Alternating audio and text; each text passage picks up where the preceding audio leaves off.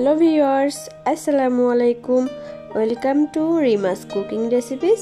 তো পয়লা ফাল্গুন বা পহেলা বৈশাখ এই মিষ্টি পোলাও বা বাসন্তী পোলাওটা কিন্তু তৈরি করে নিতে পারেন।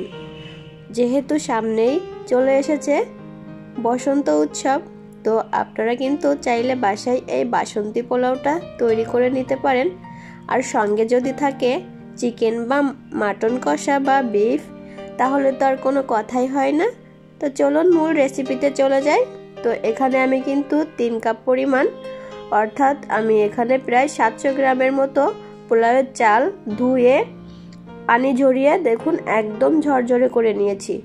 এখন এর ভিতরে দিয়ে দেব আমি 1 চা চামচ পরিমাণ গরম মশলা গুঁড়া। আর এখানে কিন্তু আমি 1 টেবিল চামচ পরিমাণ ঘি মেল্ট করে নিয়েছি। এর ভিতরে দিয়ে দিয়েছি 1 চা চামচ পরিমাণ হলুদের গুঁড়া। একসঙ্গে মিলিয়ে নিব। এরপর চালের ভিতরে ঢেলে দিয়ে এটা খুব সুন্দর মতো করে কিন্তু হাতের সাহায্যে এটা মিশিয়ে নিতে হবে।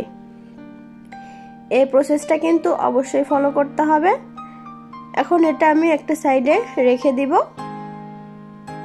এরপর চুলায় একটা প্যান বসিয়ে দিয়েছি। প্যানে আমি কিন্তু কিছুটা পরিমাণ রান্নার তেল দিয়ে দিয়েছি আর দিয়ে দিব এখানে 1 টেবিল চামচ পরিমাণ ঘি। অবশ্যই এই রান্নাটাই কিন্তু ঘিটা ইউজ করবেন, এতে করে কিন্তু পোলাওয়ের আসল টেস্টটা পাবেন। এরপরে কিন্তু আমি গোটা গরম মশলা দিয়েছি, তেজপাতা দিয়েছি আর দিয়েছি কিছুটা কাজু বাদাম। তো এই রান্নায় কিন্তু এগুলো দিলে বেশ খেতে মজা হয়।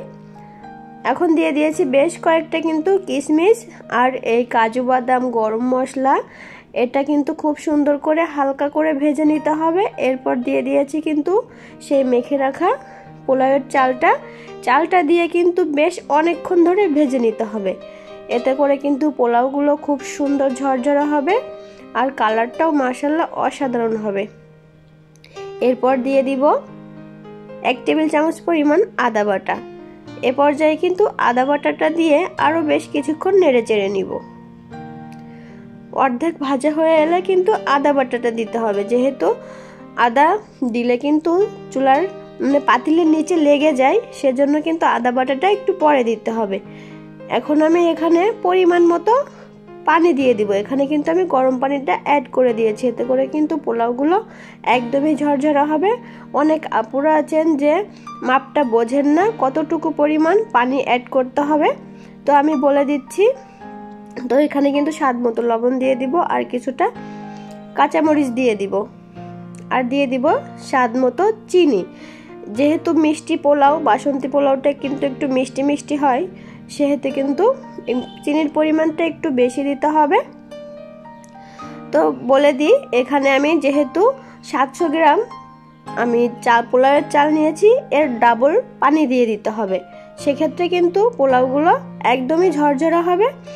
তো যতটা আপনি চাল নেবেন তার ডাবল পানি দিলেই কিন্তু একদম পারফেক্ট হবে। তো দেখুন পানিটা শুকিয়ে গিয়েছে। এ পর্যায়ে একটু নেড়েচেড়ে মিশিয়ে দিব। আর এই বাসন্তী পোলাওটা কিন্তু রান্নাটা একদমই সহজ।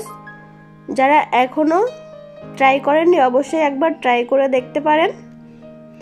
তো এভাবে কিন্তু আমি নেড়েচেড়ে মিশিয়ে দিয়েছি। এবার এটা আমি দমে বসিয়ে রাখবো বেশ কিছুক্ষণ। চুলার আঁচটা কিন্তু এ পর্যায়ে একদমই লোতে করে দিতে হবে, তা না হলে কিন্তু চুলার নিচে লেগে যাবে। তো দেখুন কত সুন্দর হয়েছে। তো এখন আমি পরিবেশন করে নিব। তো দেখুন কত সুন্দর ঝরঝরা হয়েছে, দেখে নিশ্চয়ই বুঝতে পেরেছেন। আর কালারটা দেখুন মাশাআল্লাহ অনেক সুন্দর হয়েছে। তো আমার বন্ধুরা কিন্তু এই বসন্ত উৎসবে কিন্তু এই পোলাওটা তৈরি করতে পারেন এবং আপনজনদের সঙ্গে শেয়ার করতে পারেন। তো দেখুন কতটা ঝরঝরে হয়েছে আর কালারটা মাশাআল্লাহ অসাধারণ এসেছে। তো আমি কিন্তু এখন এটা পরিবেশন করে নিয়েছি। তো আমার এই রেসিপিটা আপনাদের কাছে কেমন লেগেছে কমেন্টস করে জানাবেন।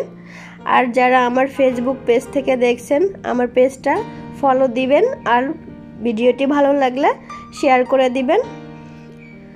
আমার ভিডিওটি যদি আপনাদের কাছে ভালো লেগে থাকে অবশ্যই আমার চ্যানেলটি সাবস্ক্রাইব করে দিবেন এবং পাশে থাকা বেল আইকনটি প্রেস করে অল অপশন ক্লিক করে দিবেন। এতে করে আমি যখনই কোনো নতুন ভিডিও আপলোড করব সঙ্গে সঙ্গে কিন্তু আপনারা নোটিফিকেশন পেয়ে যাবেন। তো বন্ধুরা, আমার এই রেসিপিটি কেমন লেগেছে অবশ্যই জানাবেন আর বাসায় একবার হলেও ট্রাই করে জানাবেন আপনাদের কাছে কেমন লেগেছে। তো বন্ধুরা একটা লাইক দিতে কিন্তু ভুলবেন না, কারণ আপনাদের একটা লাইক আর কমেন্টস আমাকে অনেক বেশি উৎসাহিত করে। আমার ভিডিওটি দেখার জন্য সবাইকে অসংখ্য ধন্যবাদ। আল্লাহ হাফেজ।